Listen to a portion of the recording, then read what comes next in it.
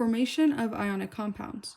So we can represent the formation of ionic compounds using Lewis symbols.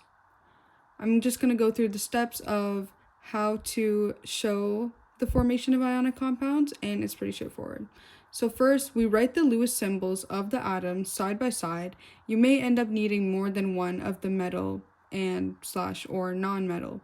So we're going to transfer the electrons from the metals to the non-metals, and we're going to write the Lewis symbols of the ions, like with the square brackets and charges side by side. As many of each we need to balance the charges, so with the crisscross method. So we have these two examples here, and we're going to try them and get the Lewis structures, because the Lewis symbol is just the atom / ion, and the Lewis structure is the actual compound. So we're going to start here with the calcium chloride. So we're going to draw Ca. We're just going to start with the crisscross method, so the chemical equation. So it's Ca, and we know that calcium has a 2+ charge, and then Cl, so chlorine has a -1 charge.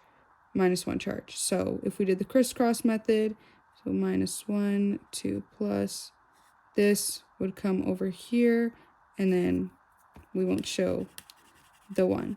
So it's just going to look like CaCl2.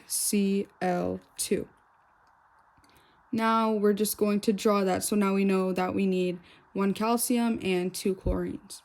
So we're going to draw the calcium here. Since we know that it has a 2+ charge, we're going to draw 1, 2. And also it's in group 2, so we know that's how many valence electrons it has. Then we're going to draw the chlorines, Cl, which means chlorine has 7 electrons because it's in group 17. We know that. So 1, 2, 3, 4, 5, 6, 7. And we're going to draw the other chlorine, same thing, 7 valence electrons. Okay, so now we can see that they're not balanced. Chlorine's not balanced, calcium's not balanced, this chlorine's also not balanced. So what we can do is we can give away the electrons in calcium to chlorine. So kind of draw arrows to indicate that you're transferring the electrons, like this and this. Now we're going to draw the ions. So basically what we did is we're just going to do Cl, but with the full valence shell like that, and then brackets. Since it gained 1, we're going to add a negative charge since it gained the electron. And then for calcium, now we lost 2, so it's just Ca, and it's going to be 2+.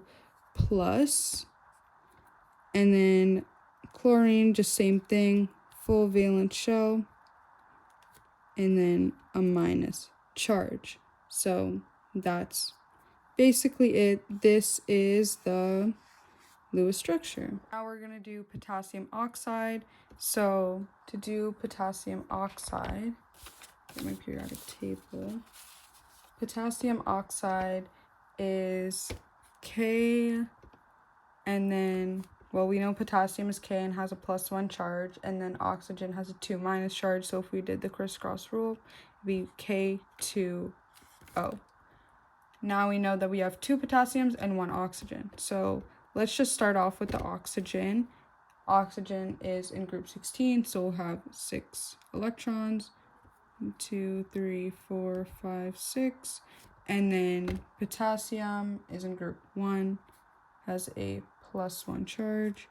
And we have 2 of them, so we're just going to have 1 and then 1. So now that we have that, we can see that oxygen clearly needs 2 electrons.